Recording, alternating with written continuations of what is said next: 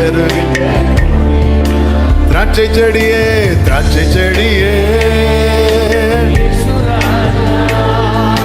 திராட்சை செடியே,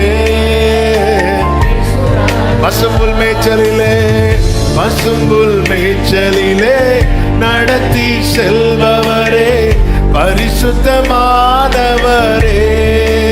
ஐயா. பசும்புல் மேய்ச்சலிலே நடத்தி செல்பவரே, பரிசுத்தமானவரே. உள்ளமே மகிழுதையா உம்மோடு இருப்பதனால், உள்ளமே மகிழுதையா உம்மோடு இருப்பதனால். கள்ளம் நீங்குதையா எனக்கு, கள்ளம் நீங்குதையா. அப்படியே கைகளை உயர்த்தி திராட்சை செடியே, திராட்சை செடியே, இயேசு ராஜா. சொல்லுங்க. உம்மோடு இணைந்திருக்கும், உம்மோடு இணைந்திருக்கும் கிளை நாங்கள், உமக்காய் படருகின்ற கொடி நாங்கள், உம்மோடு இணைந்திருக்கும். ஆமென். குயவன் கையிலுள்ள, குயவன் கையிலுள்ள களிமண் நாங்கள் ஏந்தி வரைந்திடுமே ஐயா. குயவன் கையிலுள்ள களிமண் நாங்கள் ஏந்தி வரைந்திடுமே. சித்தம் போல் உருவாக்கும், சுத்தமாய் உருமாற்றும், சித்தம் போல் உருவாக்கும், சுத்தமாய் உருமாற்றும். ஆமென். நித்தமும் கரத்தில் நாங்கள், நித்தமும் கரத்தில். ஒரே சத்தமாய் திராட்சை செடியே, இயேசு ராஜா, இயேசு ராஜா, உம்மோடு, உம்மோடு இணைந்திருக்கும் கிளை நாங்கள், உமக்காய் படரும் கொடி நாங்கள். ஆமென். உம்மோடு, ஹல்லேலூயா, உமக்காய் படருகின்ற கொடி நாங்கள். திராட்சை செடியே, இயேசு ராஜா,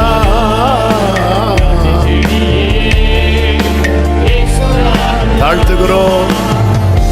உம்மோடு இணைந்து உமக்காய் படர எங்களுக்கு கிருபை தாரும். தொடர்ந்து எங்க கூட பேசுங்க ஆண்டவரே. மீட்பர் நாமத்தில் பிதாவே, ஆமென். கரங்களை உயர்த்தி ஹல்லேலூயா. யோவான் சுவிசேஷம் 1வது அதிகாரம், யோவான் சுவிசேஷம் 1வது அதிகாரத்தின் 18வது வசனத்தை வாசிக்க கேட்கலாம். தேவனை ஒருவனும் ஒரு காலும் கண்டதில்லை, பிதாவின் மடியில் இருக்கிற ஒரே பேரான குமாரனை அவரை வெளிப்படுத்தினார். கைகளை உயர்த்தி ஒரு விசை கூட ஹல்லேலூயா. இந்த நாளிலே பேசும்படி பரிசுத்த ஆவியானவர் தந்த வார்த்தை, பிதாவை வெளிப்படுத்தின இயேசு. Jesus revealed the Father. பிதாவை வெளிப்படுத்தின இயேசு. இயேசுவை குறித்து இயேசுவின் மார்பில் சாய்ந்திருந்தவனும் பரிசுத்த ஆவியானவரால ஆட்கொள்ளப்பட்டவனுமான யோவான் எழுதும்போது அதனுடைய 14வது வசனத்தில் இப்படி சொல்லுகிறார். மேலிருந்து படிக்கும்போது தெரியும், ஆதியில் வார்த்தை இருந்தது, அந்த வார்த்தை தேவனிடத்தில் இருந்தது, அந்த வார்த்தை தேவனாய் இருந்தது என்று சொல்லிவிட்டு 14வது வசனத்தில் இப்படி சொல்லப்பட்டிருக்கிறது, அந்த வார்த்தை மாம்சமாகி கிருபையினாலும் சத்தியத்தினாலும் நிறைந்தவராய் வாசம் பண்ணினார். அவருடைய மகிமையை கண்டோம். அவருடைய அந்த குளோரியை பார்த்தோம். பார்க்கும்போது எப்படி இருந்துச்சா, அது பிதாவுக்கு ஒரே பேரானவருடைய மகிமைக்கு ஏற்ற மகிமை. அப்படியே அப்பாக்கு பிள்ளை தப்பாம அப்படி சொல்லுவாங்க தெரியுமா, அதே கண்ணு, அதே மூக்கு, அதே வாய், அதே மொழி, அப்படி இப்படிலாம் சொல்லுவாங்க. ஆமே, உண்மையிலேயே தேவன் வந்து அப்படி படைத்தது மனிதனை. ஆனால் மனிதன் பாவம் செய்து தேவ மகிமை அற்றவரானா. அப்பாவுக்கு பிள்ளை தப்பாம பிறந்திருக்குன்னு சொன்ன அதே பிள்ளை வளர்ந்து ட்ராக் மாறும் போது இப்படி ஒரு அப்பாவுக்கு இப்படி ஒரு பிள்ளையான பொருள் அப்படியும் சாட்சி கேட்ட நிறைய கிருபை பெற்ற பிள்ளைங்க உண்டு. இப்படி ஒரு அப்பாக்கு. ஆமே. இப்போ பார்த்தீங்கன்னா இயேசு எப்படி இந்த பூமியில் வந்தார் என்று பிலிப்பியர் 2வது அதிகாரம் 5 முதல் நீங்கள் கீழே படிச்சீங்கன்னா தெரியும். அவர் பிதாவுக்கு சமமாக இருப்பதை 6வது வசனம் கொள்ளையாடின பொருளாய் எண்ணாமல் பிதாவுக்கு சமமாக இருப்பதை தேவனுடைய ரூபமாயிருந்தும். அப்போ பிதா எப்படியோ அப்படியே தான் யாரு? இயேசு. அதில் கொஞ்சம் கூட ஒரு பாயிண்ட் கூட குறைவு கிடையாது. அப்படி அவர் பிரிக்கவே முடியாது. ஆனா அவர் எப்படி வந்தாராம்? தம்மை தாமே வெறுமையாக்கி. அப்ப எல்லாத்தையும் அப்படியே வச்சுட்டு, எப்படி இந்த சீஷர்கள் காலை கழுவும் போது அவருடைய வஸ்திரத்தெல்லாம் மாற்றிட்டு ஒரு டவல் எடுத்து இடுப்பில் கட்டிட்டு வந்தார் தெரியுமா? அதே போல எல்லாவற்றையும் அந்த சேர்லேயே வச்சுட்டு வெறுமையாக்கி இந்த பூமியில வந்தார். அப்படியே வந்து அவர்கிட்ட பிதாவை பார்த்தா அது ஒரு பெரிய ஆச்சரியம் கிடையாது. ஏன்னா அவர் அப்படிதான் இருக்கிறார்.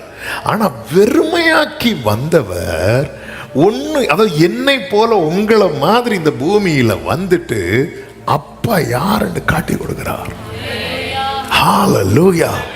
இந்த ஆகஸ்ட் மாதம் முதல் ஞாயிற்றுக்கிழமையில என கேட்கிற ஒவ்வொருவருக்கும் ஆவியானவர் இன்னைக்கு தருகிற வார்த்தை என்னவென்றால், இயேசு நம்மை போல வந்து தம்மில் பிதாவை வெளிப்படுத்தினது போல நானும் நீங்களும் இயேசுவை வெளிப்படுத்த வேண்டும் என்று அவர் விரும்புகிறார். கைகளை உயர்த்தி ஆமேன் சொல்லுங்க பார்க்கலாம். இயேசு அதை சொல்லுகிறார். யோவான் 6வது அதிகாரம் அதனுடைய 46வது வசனத்தில், ஆமென், தேவனிடத்திலிருந்து வந்தவரே தவிர ஒருவரும் பிதாவை கண்டது இல்லை. இயேசுவை குறித்த பேச்சு அங்க அடிபடும் போது ஒருத்தர் சொல்றான், இவரே பிதாவை கண்டவர். யோவான் 14வது அதிகாரத்தின் 8வது வசனம் 9வது வசனத்துல பிலிப்பு ஆண்டவரை பார்த்து கேட்கிறார், எங்களுக்கு பிதாவை காண்பியும், அது எங்களுக்கு போதும். எங்களுக்கு. அப்போ இயேசு அவங்கள பார்த்து சொல்றாரு, இவ்வளவு காலம் நான் உங்க கூட இருந்தும் நீ என்னை அறியவில்லையா?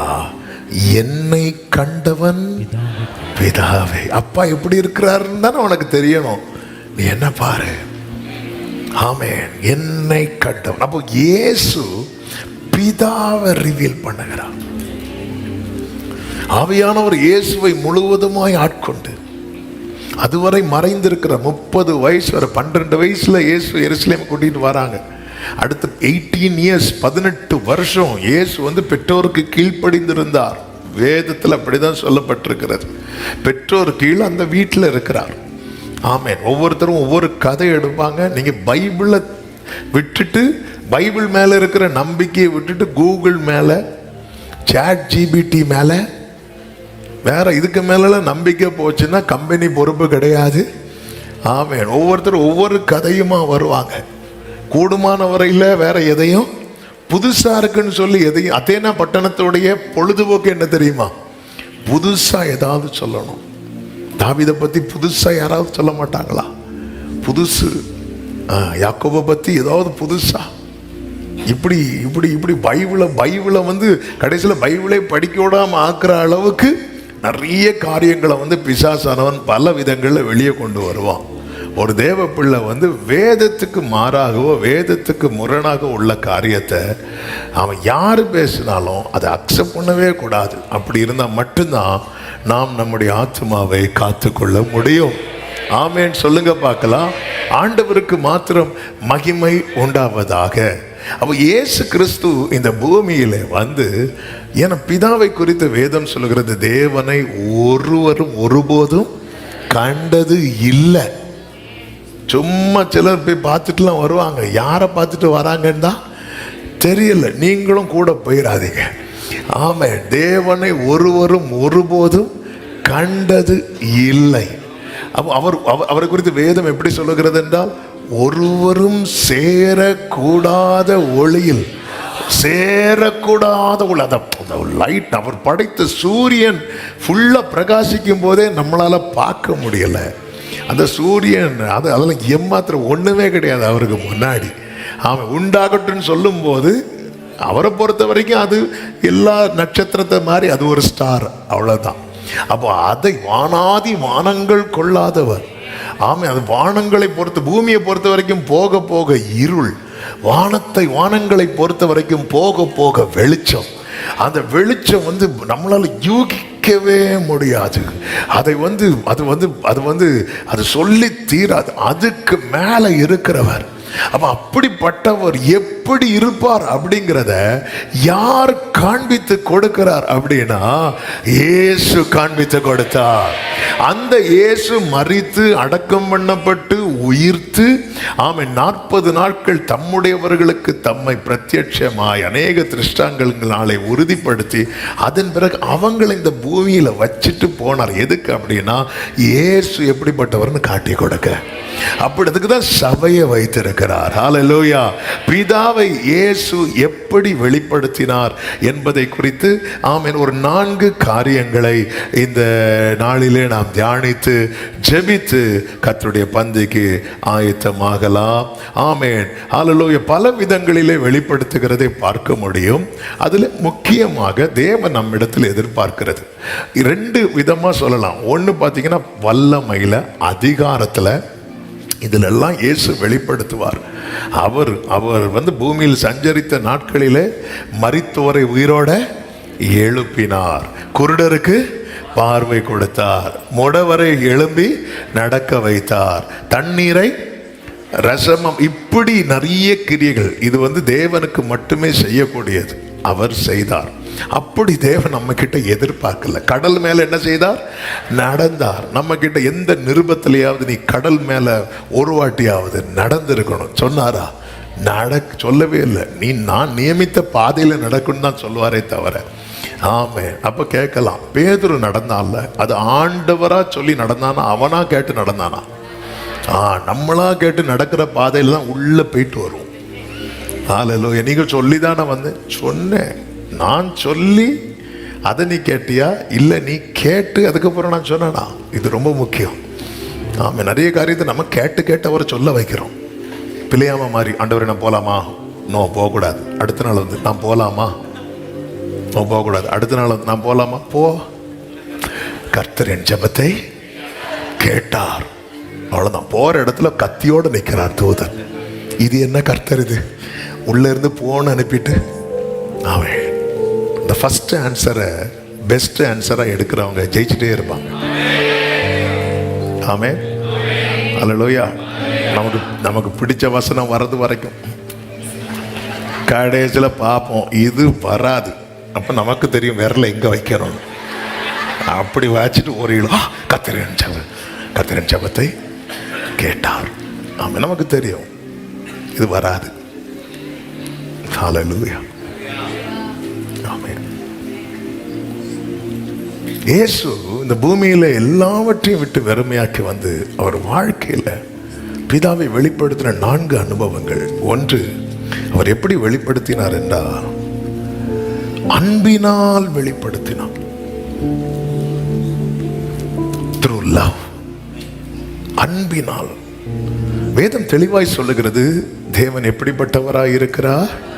அன்பாக. 1 யோவான் 4:8 சொல்லப்பட்டிருக்கிறது, தேவன் அன்பாகவே இருக்கிறார். அந்த அன்பின் அடையாளமாக யோவான் 3:16 சொல்லப்பட்டிருக்கிறது, தேவன் தம்முடைய ஒரே பேரான குமாரனை விசுவாசிக்கிறவனோ அவன் கெட்டு போகாமல் நித்திய ஜீவனை அடையும்படிக்கு, அடுத்த வார்த்தை பாருங்கள், அவரை தந்தருளி இவ்வளவாய் உலகத்தில் அன்பு கூர்ந்து. அவருடைய அன்பு அன்பு அன்பு அன்பின் அடையாளமாக ஜீவனையே கொடுத்துட்டார். அவருடைய ஜீவனே குமாரன் தான். அப்போ இயேசு என்ன பண்றார்? தேவன் எப்படிப்பட்டவர் என்பதை அன்பை வெளிப்படுத்தி காண்பித்தார். உண்மையிலே இயேசுடைய வாழ்க்கை என்பது, ஆமென், அதாவது இந்த சந்தனம்லாம் இருக்குல்ல, சந்தனம் மரத்தெல்லாம் வெட்டி அதை தேய்க்க தேய்க்க தேய்க்க தேய்க்க என்ன ஆகிட்டு இருக்கும் தெரியுமா? அதில் அந்த வாசனை அதை தேய்க்க தேய்க்க, அது வெட்டினாலும் அதை தேய்ச்சாலும் அதில் அப்படி வாசனை வர்றது மாதிரி இயேசுவை எங்கே தொட்டாலும் லவ் தான் வரும். ஒரு ஆவேன் சொல்லுங்க பாருங்க. இயேசு எங்கே தொட்டாலும் அவருடைய அவர் அன்பை எப்படி அவர் அவருடைய டீச்சிங்கை நீங்கள் பார்த்தீங்கன்னா, உங்களை சிநேகிக்கிறவர்களையே நீங்கள் சிநேகிப்பீர்களே. ஆனால் இது வேர்ல்ட்லி லவ். வேர்ல்ட்லி லவ் அப்படி கூட இன்னைக்கு இல்லை.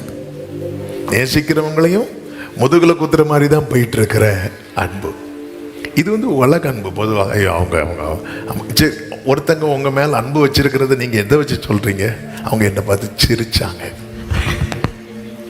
சில சிரி கொலை சிரி, அது தெரியாது உங்களுக்கு. அவங்க என்ன பார்த்து நம்ம என்னெல்லாமோ சொல்றோம்.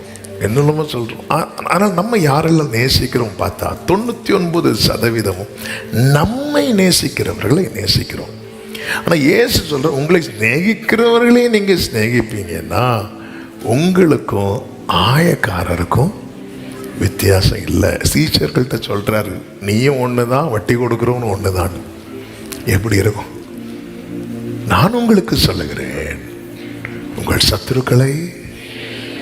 இந்த லவ் தான் ஃபாதர்ஸ் லவ். இந்த லவ் இது ஜீசஸ் வெளிப்படுத்தினார். ஆமே, நமக்கு தெரியும் ஆண்டவர் அன்பை வெளிப்படுத்துகிற இடத்துல பாவிகள் என்று ஒதுக்கப்பட்டவர்களை நேசித்து ரட்சித்தார். ஊரே சேர்ந்து ஒருத்தனை பாவின்னு சொல்லுச்சு. யார தெரியுமா? சகைவ. ஆண்டவர் என்ன பண்றார்? அந்த எரிகோ வழியா போறார். இந்த சகைவுக்கு இயேசுவை பார்க்கணும்னு ஆசை. ஆமென். என்ன கேட்டா நான் சொல்லுவேன், ஆண்டவர் அங்க போனதே சகைவை பார்க்க. தேவன் எதையுமே தற்செயலாய் செய்கிறவர் அல்ல. உங்களுக்கு திடீர்னு அவர் மேல ஒரு பாசம் ஆசை வருதுன்னா புரிஞ்சுக்கோங்க, அவர் பக்கத்துல வந்துட்டார்னு அர்த்தம். ஆமென். இத்தனை காலம் இல்லாத ஆசை இப்பொழுது சகைவுக்கு ஏன் வருது? அப்படியே திடீர்னு ஒரு மண் வாசனை வரும் பாருங்க. ஓ, மழை வரப்போகுது. வீட்டில் தான் இருந்துட்டு இருக்கிறான் சகையு. திடீர்னு எனக்கு இயேசுவை ஒன்று பார்க்கணும். அப்போ ஹல்லேலூயா. எந்த ஒரு காரியம், ஏன்னா அவருக்கு பேர் தான் அல்பா. அவர் தான் அப்படி தொடங்கி விடுறார். ஆமென். அவருக்கு தெரியும் எவ்வளோ பிளான்ட், எவ்வளோ. பாருங்க, சீஷர்கள்ட்ட ஒரு வீட்டில் போய் பஸ்காக்கு ஆயத்தம் பண்ண சொல்லும் போது, நீங்க போங்க, அங்க ஒருத்தன் குடத்துல தண்ணி எடுத்துட்டு போவோம் அப்படிம்பாரு. என்ன டைமிங்! ஆமாம், நீங்க எப்போ தண்ணி எடுக்கணும் அப்படிங்கிறத வர அவர் தான் டிசைட் பண்றார். ஆமென். அதனால ஒழுங்கா போய் தண்ணி எடுத்துருங்க. பாருங்க, பைபிளே சொல்லுது வீட்டுக்காரர் தான் தண்ணி எடுக்கிறாராம். அதனால அப்படி சொல்லிட்டு போய் மாற்றி விட்டுறாதீங்க. ஆண்டு நீங்கள் போங்க, ஒருத்தன் குடத்தை தண்ணி எடுத்துட்டு போவான், அவன் பின்னாடி அப்படி போங்க.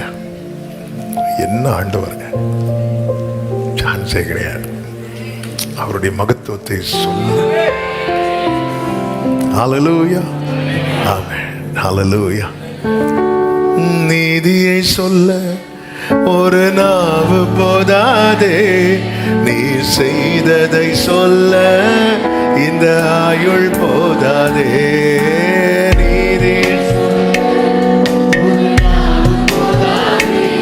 நீ செய்ததை சொல்ல இந்த ஆயுள் போதாதே.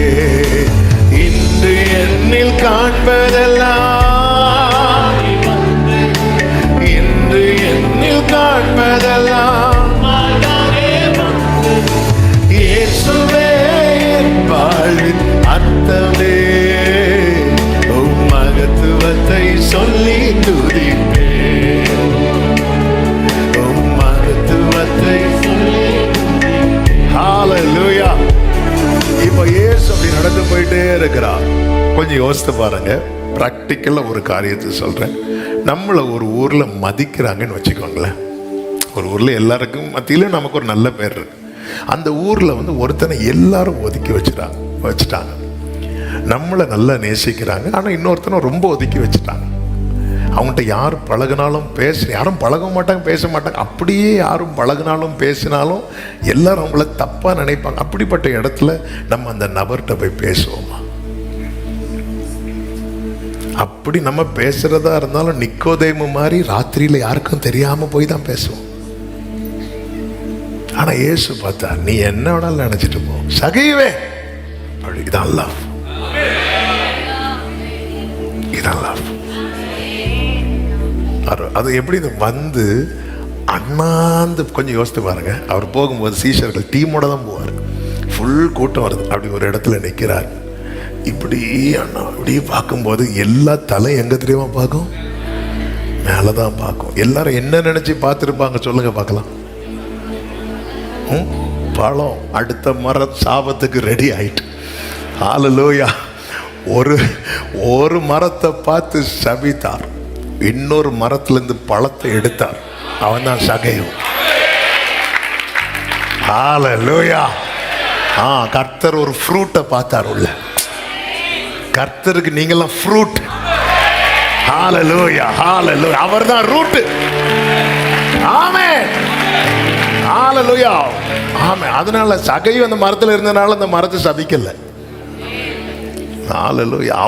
அவருக்கு போஜனமே உந்தன் சித்தம் செய்வதே இந்தன் போஜனம் இந்த பாரினிலே எப்போதும் உந்தன் சித்தம் நான் செய்ய அப்பாவுமது கிருபை.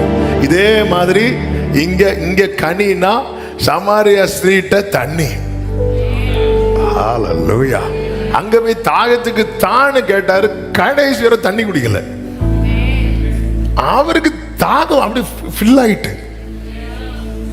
அங்க பாருங்க, கரெக்டா 12 மணிக்கு தண்ணி எடுக்க வராங்க. பகல் 12 மணிக்கு யாராவது தண்ணி எடுப்பாங்களா? ஒண்ணு காலையில எடுப்பாங்க, இல்ல ஈவினிங் எடுப்பாங்க. ஆனா அந்த சமாரியா ஸ்திரீ 12 மணிக்கு 6 மணி நேரம்னா யூத கணக்குப்படி 12 மணி. காலையில 6ல இருந்து அவங்க டைம் ஸ்டார்ட் ஆகும். 6ல இருந்துன்னா 6ல இருந்து 7 1/4 மணி நேரம், 3ஆம் மணி நேரம்னா 9 மணி, 6ஆம் மணி நேரம்னா 12 மணி. 12 மணிக்கு வரா. ஏன்னா அப்ப யாரும் இருக்க மாட்டாங்க. அவ காலையில தண்ணி எடுக்க ஏன் வரல? வந்த விட மாட்டாங்க. அவ யாரு தெரியுமா? அவ ஏற்கனவே 4 பிரான்ச் வச்சிருக்கா. இனி வந்து அவ கூட நம்ம கூட தண்ணி எடுத்தா ஐயோ. அதனால வந்தா நிந்தை, அவமானம், பரியாசம். அதனால அவ பார்த்தா என்னை கூட்டத்தில் சேர்க்க மாட்டாங்க. அந்த இதை நம்ம ஃபுல்லாக படிக்கும்போது அவளுடைய லைஃப் வந்து நமக்கு கிளியரா தெரியுது. அவள் விரும்பியெல்லாம் எப்படி வாழ்ந்து கொண்டிருந்தது, அவளுடைய வாழ்க்கை எப்படி ஆகிவிட்டது. நம்முடைய எல்லாவற்றையும் அறிகிறவர் நாம் ஆராதிக்கிறது. வேதம் ஒருபோதும் தோற்றத்தின்படி தீர்ப்பு செய்யாது. ஹல்லேலூயா. ஒரு ஆமென் சொல்லுங்க பார்க்கலாம். எவ்வளவு நல்ல தேவனை தெய்வமாய் கொண்டிருக்கிறோம். அவர் மட்டும் தோற்றத்தின்படி தீர்ப்பு செஞ்சா இன்னைக்கு நான் ஒரு ஊழியக்காரனா இல்லை. என் நிலைமை நன்றாய் அறிந்தவர், பாவி என்னை அழைத்தவர், மீறின பின்பும் வெறுக்காதவர். ஹல்லேலூயா. உம்மை போல் என்னை நேசிக்க ஒருவர், நேசித்தவரில் இது போல அன்பை ருசிச்சவங்க மட்டும் கைகளை உயர்த்தி உம்மை போல்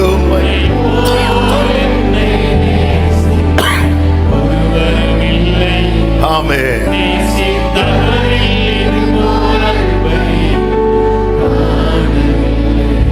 இந்த அன்பு இவர்களுடைய வாழ்க்கையே மாற்றிட்டு.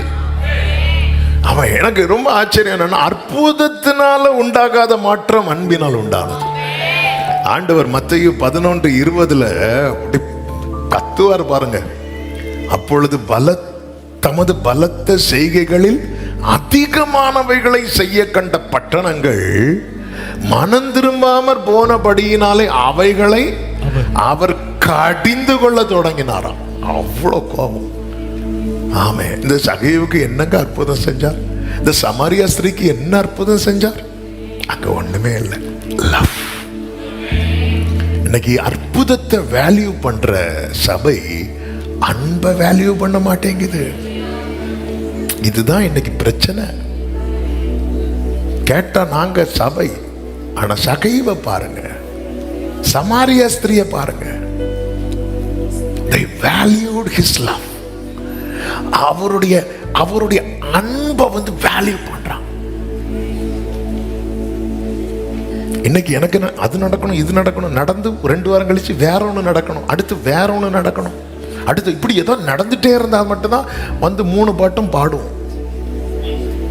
ஏதோ நடந்துட்டே இருக்கும், நடந்து நடந்து நடந்து நடந்து நடந்து நடந்து நடந்து நடந்து அடுத்து ஒன்று நடக்காம போவோம். அப்படி வந்து இப்படிதான் இருக்கு. இருப்பை பார்த்தாலே தெரியும். ஆமென், ஹல்லேலூயா, ஆமென். இங்க சகைவே இங்க வா, நீ குள்ளன். எல்லாரும் உன்னை என்ன சொல்றாங்க? குள்ளன். இப்பொழுது நீ கோலியாத்தை போல வளருவாயாக. இன்னைக்கு எல்லாம் இதான் போயிட்டு இருக்கு. ஆண்டவரே, நான் கொஞ்சம் கட்டையா இருக்கிறேன், எனக்கு கை கொஞ்சம் கட்டையா இருக்கு, அப்படியே நீட்டி விட்டீங்கன்னா கால் கொஞ்சம் அப்படி. இன்னைக்கு இதெல்லாம் நம்ம வந்து மாத்தி ஃபோக்கஸ் பண்ணிட்டோம் நினைக்கிறோம். இவங்களை பாருங்க, சமாரியா ஸ்திரியை பாருங்க. ஒண்ணுமே சொல்லல. உன்கிட்ட பேசுற தேவனுடைய தயவு மட்டும் நீ டேஸ்ட் பண்ணிட்டேன்னு வச்சுக்க. அப்படி பேசி பேசி பேசி பேசி பேசி பேசி பேசி வந்தவ குடத்தை வச்சுட்டான், சுவிசேஷத்தை எடுத்தா, ஊருக்குள்ள ஓடனான். அதுவரை அவளை பார்த்தா கதவை பூட்டுறவங்க இப்ப எல்லாரும் அவகிட்ட வந்துட்டு கேட்டுட்டு இருக்கிறான். தேவ அன்பு உன் வாழ்க்கையே மறுரூபப்படுத்தும், மகிமை வெளிப்படும். நீ அன்பை ருசிச்சேன்னா மகிமை வெளிப்படும். ஆமென். அன்பு இயேசு காண்பித்தார். இந்த அன்பு நம்ம காண்பிச்சா மனம் திரும்பாத எத்தனையோ பேர் இருக்கிற மத்தியில எத்தனையோ சகையுக்கள் உள்ள வருவாங்க, எத்தனையோ சமாரியா ஸ்திரீகள் உள்ள வருவாங்க. சில பார்க்குறாங்க, இப்போ எனக்கு இடம் இல்லை, இனி சகைவு வந்தா. ஆமென். சி, நம்ம தானே பரலோக வாசல பூட்டி போடுற பரிசெயர்.